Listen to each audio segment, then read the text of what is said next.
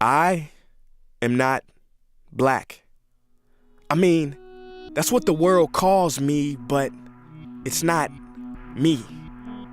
I didn't come out of my mother's womb saying, "Hey everybody, I'm black." No, I was taught to be black, and you were taught to call me that, along with whatever you call yourself. It's just a label. See, from birth, the world force feeds us these labels, and eventually we all swallow them. We digest and accept the labels, never ever doubting them. But there's one problem. Labels are not you, and labels are not me. Labels are just labels. But who we truly are is not skin deep. See, when I drive my car, no one would ever confuse the car for me. Well, when I drive my body, why do you confuse me for my body? It's my body. Get it? Not me. Let me break it down. See, our bodies are just cars that we operate and drive around. The dealership we call society decided to label mine the black edition, yours the Irish or white edition. And with no money down, 0% APR, and no test drive, we were forced to own these cars for the rest of our lives. Forgive me, but I fail to see the logic or pride in defining myself or judging another by the cars we drive. Because who we truly are is found inside. Listen, I'm not here to tell you how science has concluded that genetically we're all mixed and race in the human species doesn't exist, or how every historian knows that race was invented in the 15th century to divide people from each other and it has worked perfectly. No, I'm not here to lecture. I just want to ask one question. Who would you be if the world never gave you a label? Never gave you a box to check?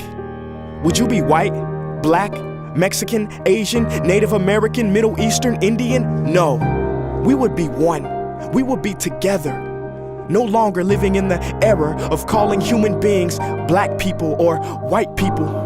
These labels that will forever blind us from seeing a person for who they are, but instead seeing them through the judgmental, prejudicial, artificial filters of who we think they are. And when you let an artificial label define yourself, then my friend, you have chosen smallness over greatness and minimized yourself, confined and divided yourself from others. And it is an undeniable fact that where there is division, there will be conflict, and conflict starts wars. Therefore, every war has started over labels. It's always us versus them. So the answer to war, racism, sexism, and every other ism is so simple that every politician has missed it. It's the labels. We must rip them off. Isn't it funny how no baby is born racist, yet every baby cries when they hear the cries of another, no matter the gender, culture, or color, proving that deep down we were meant to connect and care for each other. That is our mission, and that is not my opinion. That is the truth in a world that has sold us fiction. Please listen, labels only distort our vision, which is why half of those watching this will dismiss it or feel resistance and conflicted. But just remember, so did the caterpillar before it broke through its shell and became the magnificent butterfly.